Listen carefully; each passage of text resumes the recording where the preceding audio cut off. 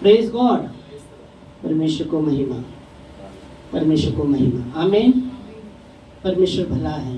आमीन। Praise God.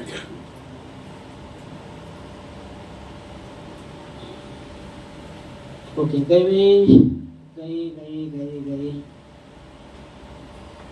गए गुरुवार को क्या वचन लिया था, याद है आपको?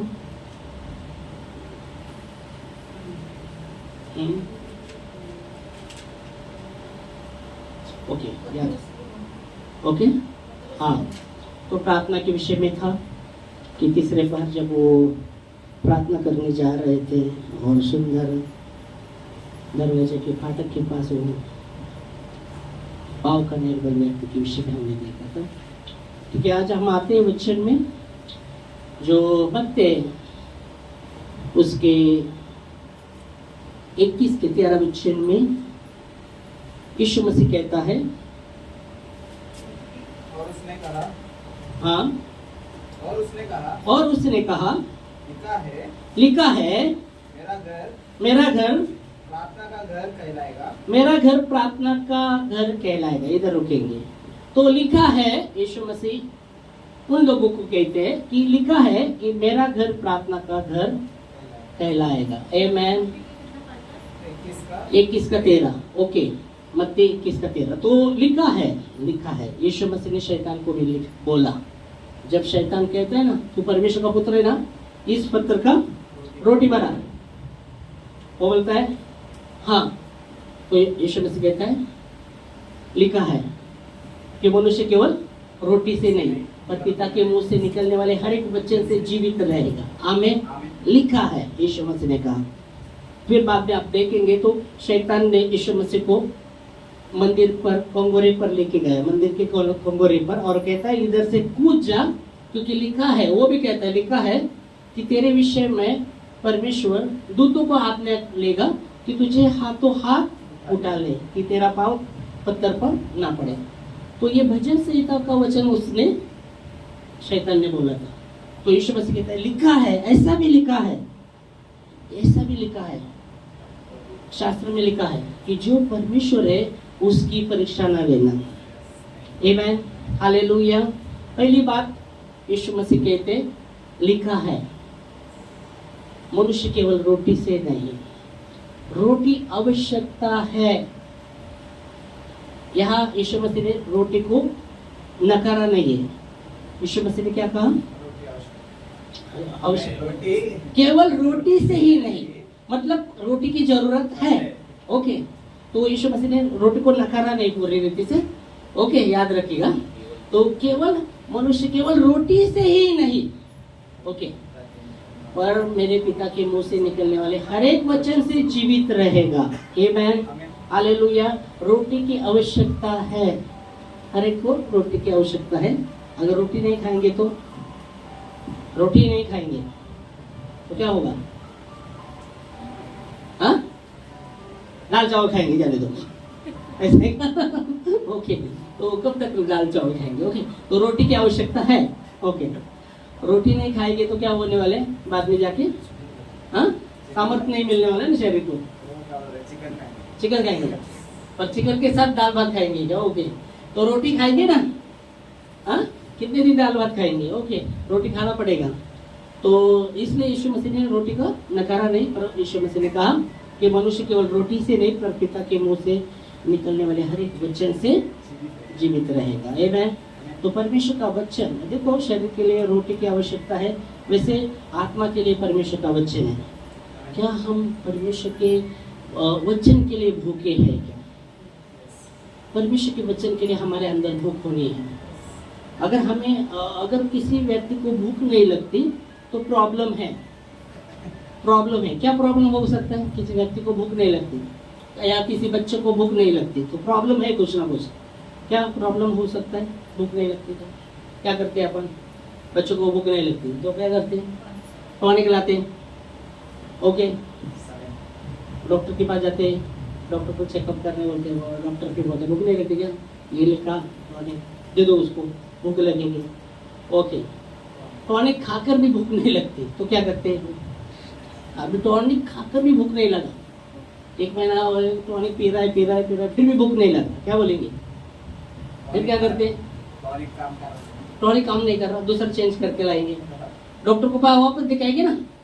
हाँ, डॉक्टर के पास वापस जाएगा, भूख ही नहीं लग रहा, टॉनिक दिया आपने, फिर बोलेगा अरे यार ठीक है, दूसरा दे। और दूसरा भी पीने के बाद भूख नहीं लगती तो क्या करेगा? विटामिन का गोली देगा, डॉक्टर चेंज करेगा। ओके, विटामिन का गोली खाओ, विटामिन मिलना चाहिए, ओके, भूख लगने के लिए डॉक्टर चेंज करेंगे, ओके। हाँ ओके, डॉक्टर डायरेक्ट चेंजेस गुण। हाँ चलो दूसरा डॉक्टर करो, ओके, दूसरा डॉक्टर, और दूसरे डॉक्टर के पास भी जाए वैसे ही हो रहा है तो क्या करेंगे? तीसरा रहेगी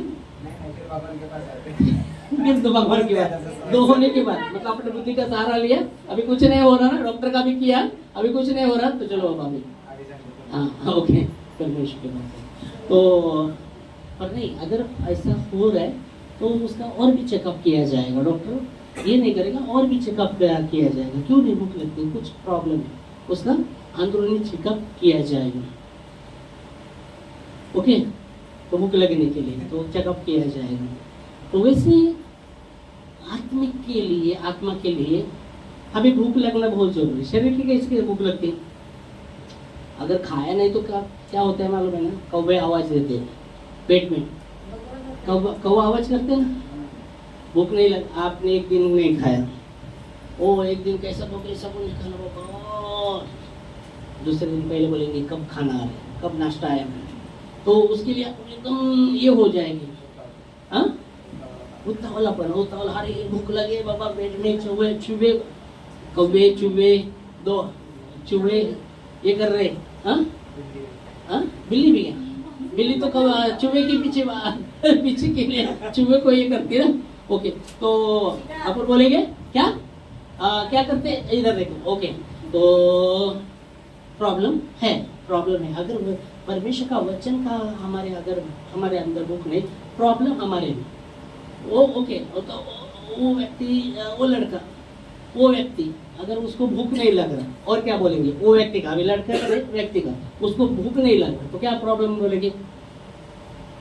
उसको भूख नहीं लग रहा, तो आपने देखा जो भी किया डॉक्टर ने, फिर भी भूख नहीं लग रहा, बाहर पेट भर के आ रहे हैं, बाहर पेट भर के आ रहा है, घर का भूख नहीं लग रहा, वो खाने का भूख नहीं लग रहा, बाहर ये सोचा ही नहीं था, ओके, ये सोचा ही नहीं था, पहले पेट भरा है ना, तो कैसा भूख लगेगा? हाँ इसे पहले पेट भरा है, हाँ पहला पेट भरा, कैसे खाएगा फिर? पहला पेट भरा है, बाहर का खाना खा के पेट भरा है, तो किधर भूख लगने वाला है? हाँ नहीं लगने वाला, तो घास भूस खा के आगे पेट भरा है भाई, नहीं तो बाबा घास भूस आ रहे पेट भरा है, अभी नहीं खा सकते। तो क्या हम परमेश्वर के वचन के लिए हमारे अंदर भूख है? यीशु मसीह ने कहा मत्ती 5:6 में, धन्य है वे लोग जो धार्मिकता के लिए भूखे हैं, वे तृप्त किए जाएंगे। आमीन। धार्मिकता क्या है? परमेश्वर का वचन, परमेश्वर का वचन वो सत्य है, वो परमेश्वर का वचन धर्मी है, परमेश्वर का वचन वो हमें धर्मी बनाता है। Hallelujah, praise God. बाइबल कहते हैं जो धार्मिकता के भूखे और प्यासे हैं, धन्य है वे जो धार्मिकता के भूखे और प्यासे हैं, वो तृप्त किए जाएंगे। तो परमेश्वर धार्मिकता, परमेश्वर का वचन वो क्या है? परमेश्वर का वचन वो धर्मी है, परमेश्वर का वचन हमें धर्मी बनाता है। आमीन। दो कोरिन्थियों 9:10 में लिखा गया है, बोने वालों को बीज और खाने वालों को रोटी, वो आपको बीज देगा और उसे फलवंत करेगा और आपके धर्म के काम को बढ़ाएगा। आमीन, हालेलुया। बोने वालों को बीज और खाने के लिए भोजन, जो बोने वाले को बीज और भोजन के लिए रोटी देता है, और भोजन के लिए रोटी देता है, वो तुम्हें बीज देगा वो तुम्हें बीज देगा और उसे फलवंत करेगा और और तुम्हारे धर्म के फलों को बढ़ाएगा। तुम्हारे धर्म के फलों को बढ़ाएगा। आमीन। बाइबल कहती है बोने वालों को बीज और खाने वालों को रोटी। रोटी की आवश्यकता है। ओके, परमेश्वर का वचन, वचन, वचन, परमेश्वर का वचन, परमेश्वर का वचन आत्मिक रोटी है। आमीन। वो आत्मा के लिए रोटी है। तो यह वचन कहते हैं बोने वालों को बीज और खाने वालों को रोटी। वो आपको बीज देगा, उसे फलवंत करेगा और आपके धर्म के काम को बढ़ाएगा। आमीन। और इसलिए यीशु मसीह का धन्य है वे जो धार्मिकता के भूखे और प्यासे वो तृप्त किए जाएंगे। आमीन। तो हमारे अंदर परमेश्वर के वचन के प्रति भूख और प्यास होना बहुत जरूरी है। आमीन। जितनी भूख और प्यास लाएंगे उतना वो हमें तृप्त करेगा। इसलिए बाइबल कहती है वहां लोग धार्मिकता के लिए भूखे थे। किधर? पहाड़ का संदेश में। इसलिए एक दिन पूरा गया फिर भी उठे नहीं वो लोग। दूसरा दिन शाम हो गया, रात होने लगा। चेले लोग बोलते आप तो विदा कर उनको कि आप आसपास के गांव में अपने लिए खाना लाए। तो यीशु मसीह कहते तुम खिलाओ। फिर वो सब बोला हमारे पास किधर है खाना, और इतना इतना इतना इतना करके करके तो खाना किधर है। और फिर बाइबल कहते एक व्यक्ति, एक लड़के के पास खाना था, एक ही लड़के का, उसका ही खाना था, उसका खाना था। फिर वो बोलते किसके पास, तो बोलते मेरे पास उसका खाना था।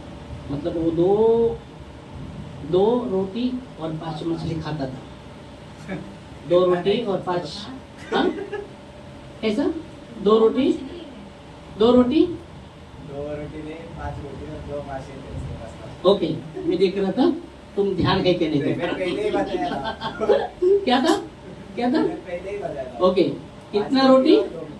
2 माछी, 2 रोटी, 5 भाकरी। 2 रोटी 2 और 5 मच्छी। 5 भाकरी 2 माछी। ओके, तो 5 भाकरी, 5 रोटी और 2 मच्छी उसका खाना था, अकेले का खाना था। और यीशु मसीह कहता है किसके पास कुछ है क्या? वो लड़का था जो मेरे पास ही है, तो प्रभु के हाथ में वो दिया जाता है। यीशु मसीह कहते हैं 50-50 लोगों को बेटा पंगत 50-50 का बेटा सब तैयार। अभी लोग भी कितना विश्वास किया, अरे ये तो उसने भी देखा रहेगा, अरे 5000 लोग हैं, हम 5000 है और ये क्या है बाबा 5 रोटी और 2 मछली कैसे पूरेगा? 50 लोगों को बिठाएगा, एक व्यक्ति का खाना और 50 लोगों को बिठा रहे हैं, 50-50 करके कितने पंगत बिठा रहे, हमको कैसा पूरेगा? पर ये विश्वास के साथ बैठे हैं वो लोग भी। आमीन। विश्वास के साथ बैठे थे वो लोग। पाए जो ऊपर करके क्या? खाना अभी बैठे हैं पंगत को अभी खाना किधर से आ रहा है पता नहीं। ओके बैठे। यीशु मसीह के पिता धन्यवाद तू मेरी सुनता है। वो धन्यवाद करके वो तोड़ी रोटी, मच्छी और रोटी दिखाए प्रभु को और तोड़ी और देने लगे। और बाइबल कहती बढ़ते बढ़ते बढ़ते बढ़ते गया, वो बढ़ते गया। बाइबल कहती है 5000 लोग खाकर तृप्त हुए। और 10 टोकरी और बची। हाँ तृप्त हो गए, खाकर तृप्त हो गए। मतलब ये कितना टोकरी बचा? 12 पड़ा। 12 टोकरी बची है। ओके ओके 12 ओके, तो 12 टोकरी बच गया, खा के तृप्त होके 12 टोकरी बचा। और बाइबल कहती है जब यीशु मसीह ने किया 12 टोकरी बचा है उसको वेस्ट नहीं, वो भी ले। ओके, तो जो भूखा है परमेश्वर उसे तृप्त करेगा, उसकी शारीरिक भूख भी मिटाएगा और आत्मिक भूख भी मिटाएगा। आमीन। इसलिए बाइबल की जब एलिया ने प्रार्थना किया आकाल गिरा ना, रोटी नहीं था, एलिया को प्रभु ने कहा जा नाले में रह। वहाँ नाले में वो रहा था और बाइबल की सुबह और शाम कौवा उसको खाना। कौवा कैसा है? उठाकर भागने वाला। कुछ आप रखो उस दिन में चिकन की उधर गया था और वो लड़का बोल रहा था ऐसा ऐसा, तब तक वो चिकन थोड़ा हुआ खुला था तो कौवा इसलिए भाग गया फिर उसको ढकना पड़ा। तो ऐसा कौवा का चरित्र है। ओके, पर बाइबल कहती है सुबह और शाम कौवा उसको खाना लाके खाना ला रहा था, रोटी ला के दे रहा था। तो जो परमेश्वर के धार्मिकता के लिए भूखे हैं, परमेश्वर उसे तृप्त करेगा। आमीन। तो परमेश्वर, पहली बात, परमेश्वर के वचन की भूख होना हमारे जीवन में बहुत जरूरी है। दूसरी बात, यीशु मसीह ने कहा मेरा घर प्रार्थना का मंदिर कहलाएगा। क्या हम प्रार्थना करते हैं? कितना समय प्रार्थना करते हैं? क्या हम प्रार्थना करते हैं? इस साल हमने देखा उसके आत्मा के द्वारा सब कार्य सिद्ध हो जाएगा। मैंने अभी थोड़ी देर पहले बोला, प्रार्थना हमारी प्रभु की ओर जब जाते रहते हैं ना, तो रुकावट के लिए बहुत से ऐसे दूत, जो शैतान के दूत रोकने की कोशिश करते हैं, तो परमेश्वर को अपने दूत को भेजकर उनके साथ युद्ध करना पड़ता है। फिर वो दूत प्रार्थना को लेकर परमेश्वर के पास लेके, इसलिए हमने मुझे लगता है 2-3 गए महीने में बताया था कि पीड़ित के काम में वो सूबेदार था, वो नियमित प्रार्थना करता था, यहूदी लोगों को दान धर्म करता था। ओके, और जब उसने देखा प्रार्थना करते समय, बाइबल के दर्शन में उसने देखा, और वो सूबेदार को कहा गया कि तेरी प्रार्थना और तेरे दान धर्म स्मरण किए गए हैं परमेश्वर के सामने। हम देखेंगे वो वचन पीड़ित के काम 10वां अध्याय, और मुझे लगता है 3 और 4 वचन में मिलेगा शायद। 3 और 4 पढ़ो।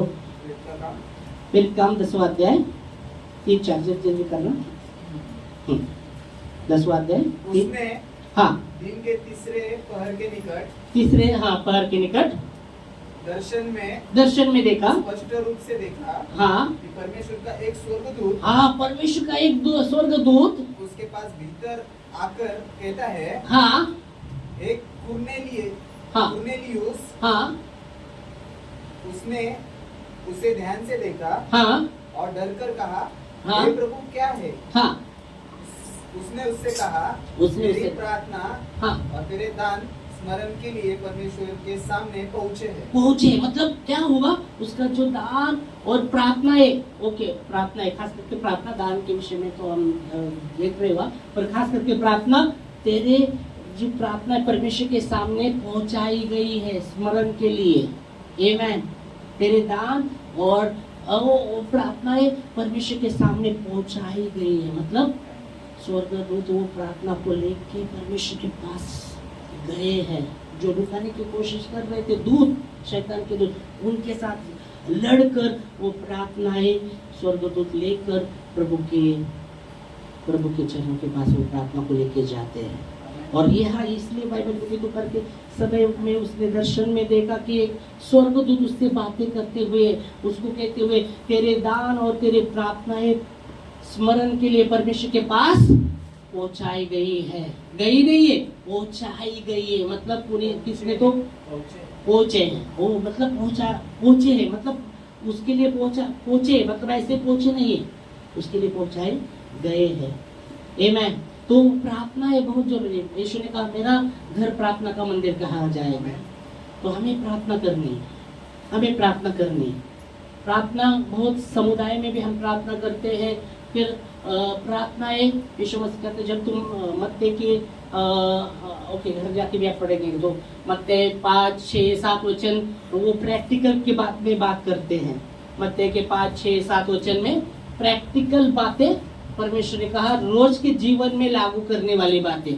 इसलिए जब वचन कहता है तुम जब प्रार्थना करते हो तुम्हारे भीतर जाओ, कटोरी में जाओ, घर में जाओ, दरवाजा बंद करो और गुप्त पिता से प्रार्थना करो ताकि गुप्त पिता तुम्हें उस प्रार्थना को सुनेगा। ओके, और दूसरी बात वो कहता है प्रार्थना करते समय बकबक मत करो। जो लोग बोलते प्रार्थना करते समय बकबक करते हैं ना, वैसे बकबक मत करो, क्योंकि उनको लगता है ज्यादा बकबक कहने के बाद परमेश्वर प्रार्थना सुनता है। आपने सुना है क्या वचन? नहीं पढ़ा? मत्ती 5, 6, 7 वचन में आपको घर जाके मिलेगा।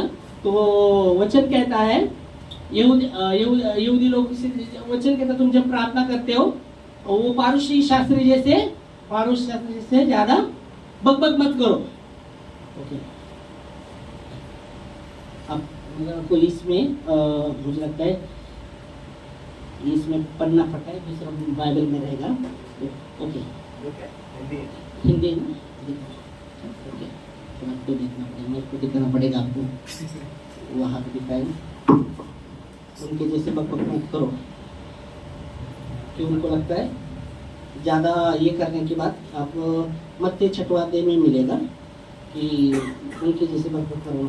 7 के साथ में देखो, एक सब मदद प्रार्थना करते समय, हाँ मत्ती 6 के 7 में, हाँ पढ़ो। प्रार्थना करते समय अन्य जाति के समान बकबक ना करो। हो, क्योंकि वे समझते हैं, वो समझते हैं कि उनके लिए बहुत बोलने से उनकी बहुत बोलने से परमेश्वर सुनी ओ बकबक मत करो, प्रार्थना करते समय बकबक मत करो। तो प्रार्थना करते समय अनुशासित होके अनुशासन करना जरूरी है अपने आप को। हाँ, अनुशासन करना बहुत जरूरी है। ओके, अनुशासन कैसे भी देखो, परमेश्वर दयालु है, कृपालु है, पर मैं समझता हूँ प्रार्थना करते समय अनुशासन में भी आना बहुत जरूरी है। बाइबल कहती है परमेश्वर हमारा गड़बड़ी का नहीं, शांति का परमेश्वर। तो बड़ बड़ बड़ बड़ बड़ बड़ बड़ बड़ बड़ बड़ बड़ बड़ बड़ अन्य जाति से मैं एक जगह गया था और वहाँ एक लेडी प्रार्थना कर रहे थे। इतना शुरू किया तो प्रार्थना कर रहे हैं, बहुत समय प्रार्थना कर रहे। और आखिरी में मुझे अच्छा लगा, प्रार्थना बहुत अच्छा किया, बहुत बड़ा भी प्रार्थना किया, अच्छा किया। और प्रार्थना में लास्ट में एक छोटी सी प्रार्थना, आमीन यीशु के नाम से। तो मेरे को नहीं मालूम नहीं, लेडी का बता रहा हूँ मैं, जेंट्स का नहीं बोला, जेंट्स का बोला नहीं तो तू बोला, मैं लेडी बता। मैं अलकापुरी में गया था, देव रोड के उधर, अलकापुरी है ना देव रोड के इधर, ओके, मिलिट्री एरिया, उधर गए थे हम, मैं और एक विजय बोल के मेरे साथ था। तो हम गए थे उधर, लेडी लोग थे बहुत से, तो उधर गए थे, बहुत 3-4 साल की पहले की बात बता रहा हूँ। तो वहाँ वो शुरू किया बोला, अच्छा प्रार्थना किया और लास्ट में छोटी सी प्रार्थना यीशु मसीह के नाम में बोला मन में, इसका बड़ी प्रार्थना कितना रहेगा। Praise God. तो ओके, तो अनुशासन लाना बहुत जरूरी। प्रार्थना करो, बड़ी करो आप, उसका नहीं, पर बकबक मत करो, विश्वास के साथ प्रार्थना करे। बकबक क्या सुनेगा परमेश्वर? प्रार्थना 2 तरफ का है। तूने मुझे कॉल किया और मैं बकबक कर रहा हूँ,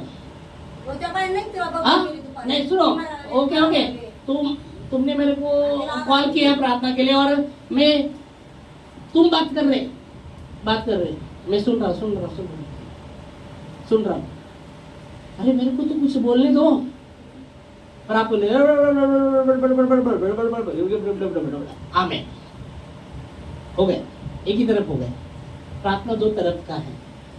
जब मैं आप बोल रहे, वो प्रभु सुन रहा है, ओके, आपने बोल दिया, ओके, अभी उसका भी सुनो ना। बहुत बार हमें ना सुनने के लिए तैयार नहीं रहते, अपना ही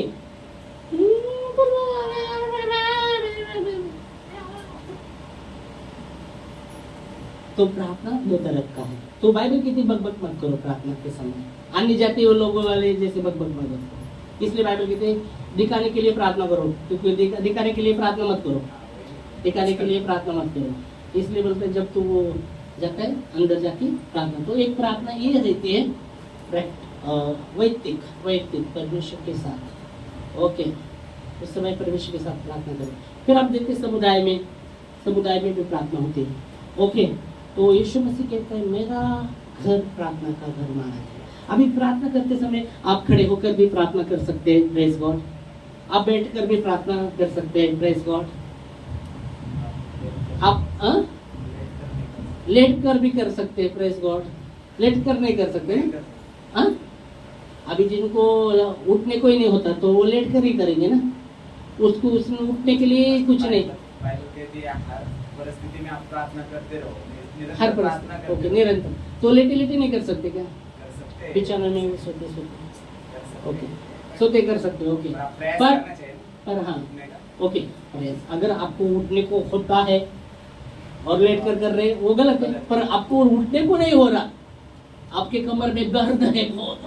उस दिन मैं गया था संडे को शोभा दलाल के इधर, उसके पहले फोन किया था तो उसके बहू ने उठाया, बोले पास्टर हाँ बोलिए ना। बोला शोभा बहन किधर है? बोले उनके कमर में बहुत दर्द हो रहा है, बहुत पेन हो रहा है, बहुत सो रही है। बोला हाँ क्या? तो ठीक है, बोला प्रार्थना को आने का था। तो बोले हाँ आओ ना पास्टर, मैं उठाती हूँ उसको, उठाती हूँ। तो फिर गया, जैसा गया तो वो सोई हुई कर रहा रहती, इतना कर रहा थे, इतना कर रहा रहे थे। वो बोले, बहू बोले वाह उठो ना पास्टर आए। ऐसा उठने को नहीं हो रहा था, ओ चमक चमक खुबे से, ओ इधर से, ओ खुबे में चमक, ओ उसकी बैक में बहुत चमक चमक, ऐसा भी एक काम पे रहती थी, ऐसा भी ऐसा कर इतना दर्द। मैं हाथ लगा के प्रार्थना किया प्रभु यीशु मसीह के नाम से, जो भी हड्डी मांस को छू लीजिए, आमीन। फिर बाद में वापस कर रहा रही वो उसकी बहू बोले मैंने क्या क्या किससे सेका, ईंट से सेका, इससे सेका। मैं बोला तेल लाओ, तेल खोबर का तेल ले। तो खोबर का तेल ले, उस पर प्रार्थना किया। बोला आप है ना जिधर दर्द हो रहा है ना उधर लगाओ, मैं थोड़ा बाहर रुकता हूँ। तो मैं बाहर रुका और वो लगा नहीं तो इतना चिल्ला रहे, इतना भयानक दर्द, इतना भयानक दर्द। वो फिर मैं आया, बोले मेरा कष्ट हो गया, आ गया। फिर बाद में वापस प्रेयर किया, तो फिर प्रार्थना करके उनको उठने को नहीं हो रहा था। तो प्रभु भोज था उस दिन, तो प्रभु भोज, तो मैं प्रभु भोज गया था लेकिन, तो मम्मी उठो ना प्रभु भोज है। बोला नहीं लेटने दो। अभी वो परिस्थिति उसका वैसा है कि हालचाल नहीं कर सकते, थोड़ा भी ऐसा तो दर्द इतना, तो बोला वैसे ही लेंगे। फिर वैसे उसने प्रभु भोज हमने लिया, प्रार्थना किया और बोले हाँ डॉक्टर को बोले देखो कैसा होता है और मेरे को बताओ। बोले हाँ डॉक्टर को भी एक बार दिखाते हैं। तो ठीक है, प्रार्थना में हम रखते। फिर आए, इधर भी प्रार्थना किया। मैंने फ़ोन किया 2 बार, इधर का प्रार्थना खत्म होने के बाद फ़ोन किया तो उनका बंद था। फिर बाद में थोड़ी देर में वापस फ़ोन किया तो बोला हाँ कैसे अभी? बोले हाँ अभी ठीक है, गोली लाया था, बोले गोली भी लाया, गोली बन दिया और प्रार्थना की आपने तो अभी ठीक है। Press God, hallelujah. तो इतना दर्द ना, अगर आप वहाँ देखते थे बोलते थे उसके हड्डी में कुछ, तो और कुछ नहीं, काम को गई थी उसके पहले, काम से आई और रात को नींद पूरा रात्र वो सोई नहीं, इतना दर्द था, पूरा रात्र इतना दर्द था, तो हिल भी नहीं सकते थे। तो हमें प्रभु भोजन कैसा, उसको सोते सोते प्रेज़ गॉड, हालेलुया। तो अगर आपको ऐसे परिस्थिति में है तो आप, मैं ये नहीं कहूँगा आप लेट कर भी प्रार्थना कर सकते, पर आप उठ सकते हैं तो उठना बहुत जरूरी है, अनुशासन लाना जरूरी है। ओके, फिर आप हाथ उठाकर प्रार्थना कर सकते हैं, घुटनों पर आकर प्रार्थना कर सकते हैं, घुटनों पर आकर प्रार्थना करते हैं, हाथ उठाकर। घुटनों पर आना और हाथ उठाना किसको दर्शाता है मालूम है क्या आपको? समर्पण को दर्शाता है। अगर आप घुटनों में आ सकते हैं तो जरूर आना। आपके घुटनों में दर्द है, घुटनों में हाँ, तो घुटनों में आ सकते नहीं क्या? आपके घुटनों में दर्द है,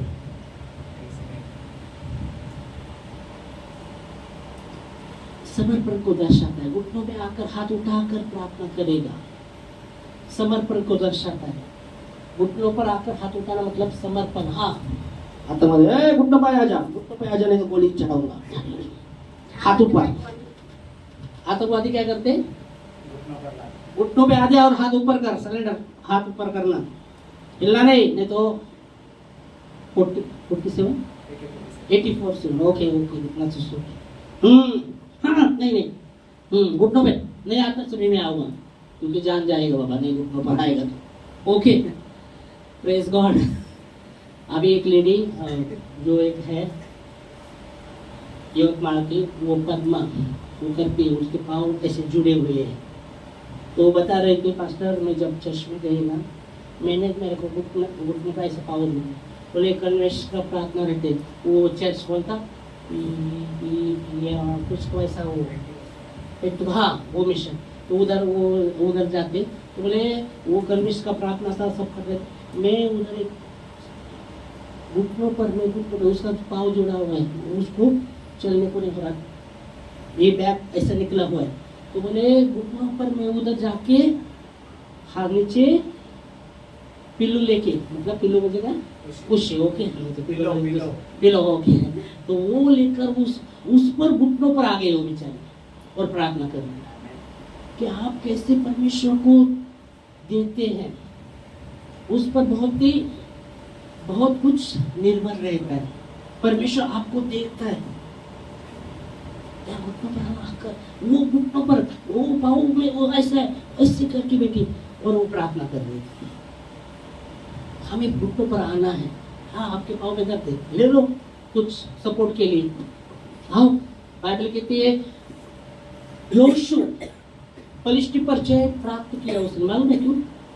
मूसा हाथ उठाकर घुटा था, मूसा वो जब हाथ ऊपर उठाता था पलिश्ती पर यहोशू जय प्राप्त कर रहा था, और जैसे जैसे उसका हाथ नीचे आता था तो पलिश्ती उस पर जय प्राप्त कर रहे थे।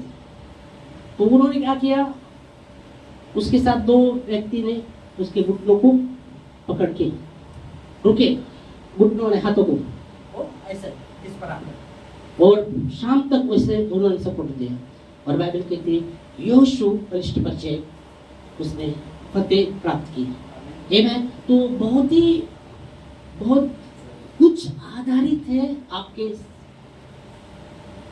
घुटनों पर आकर हाथ उठाकर प्रार्थना करने पर, बहुत कुछ आधारित होता है। क्या हम घुटनों पर आकर हाथ उठाकर प्रार्थना कर सकते हैं? अगर हम ऐसे करते हैं कुछ समय के लिए, तो घुटनों पर आकर हाथ उठाकर प्रार्थना कर रहे, तो आप क्या कर रहे?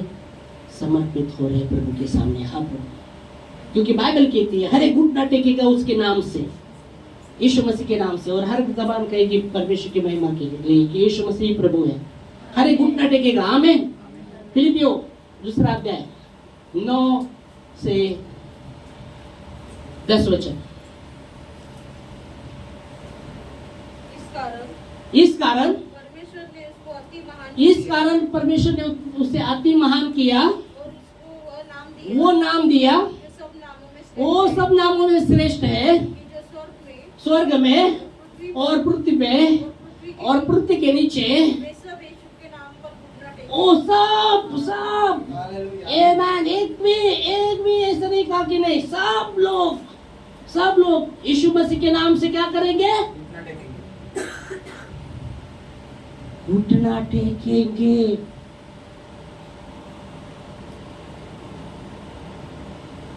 हम बोलते हैं मेरे को घुटनों में दर्द है, हाथ उठाने में दर्द है। अगर आतंकवादी आपके सामने खड़ा है बंदूक ताने हुए, आपका दर्द किधर जाएगा पता नहीं चलेगा। आतंकवादी तैयार है बंदूक ताने हुए, आपके पाँव में घुटनों में भी दर्द रहेगा, हाथों में दर्द रहेगा। आप बोले कि घुटनों में दर्द, मैंने जान के बदले दर्द भी रहेगा तो कैसे भी आप हाथ उठाएंगे, क्योंकि बाबा ताने हुए बंदूक।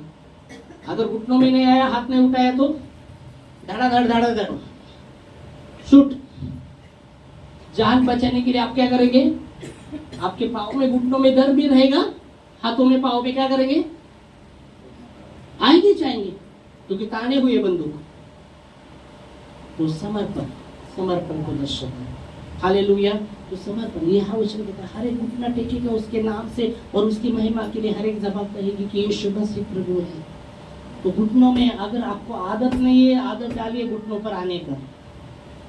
अगर आपको आदत नहीं हाथ उठाने का तो आदत डालिए हाथ उठाकर प्रार्थना करने का। आमेन, हालेलुया। क्योंकि ये बातों पर बहुत कुछ आधारित होता है, आधारित है कुछ। ये जब आप समर्पित, वो दर्शाता है समर्पण को। आमेन, हालेलुया। इसलिए बाइबल कहती है परमेश्वर से पूरे मन से, पूरे बुद्धि के साथ, पूरे प्रेम करना। Hallelujah, praise God. Yeshu Masih ने कहा मेरा घर प्रार्थना का मंदिर माना जाएगा। मेरा घर प्रार्थना का, ये जो घर है प्रार्थना का मंदिर माना जाएगा। हालेलुया। अगली बार आधा पाठ अगले संडे को, नहीं तो संडे को लेंगे। तुमने डाकू की गुहा बनाया, वो रह गया तो संडे को, नहीं तो अपना शर्म 10 भी बज जाएगा, घर भी जाना है अपने। Okay, praise God, hallelujah. तो क्या समझे, हमें परमेश्वर का वचन कहता है मेरा घर प्रार्थना का घर माना जाएगा। आमेन, हालेलुया। हम परमेश्वर के घर हैं, हम परमेश्वर के मंदिर हैं। बाइबल कहती है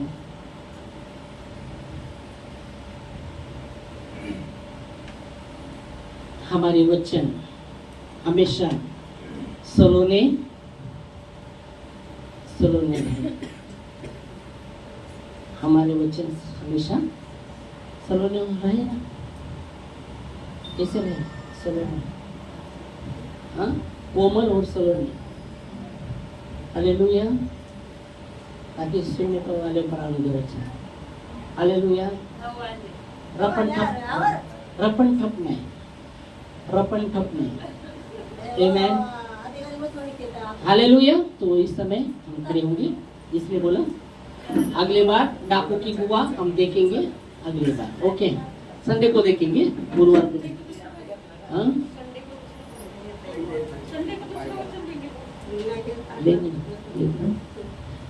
हालेलुया, हालेलुया। प्रभु यीशु मसीह के नाम से पिता धन्यवाद आपके वचन के लिए। सचमुच प्रभु आपका वचन कहता है कि हर एक घुटना टेकेगा उसके नाम से।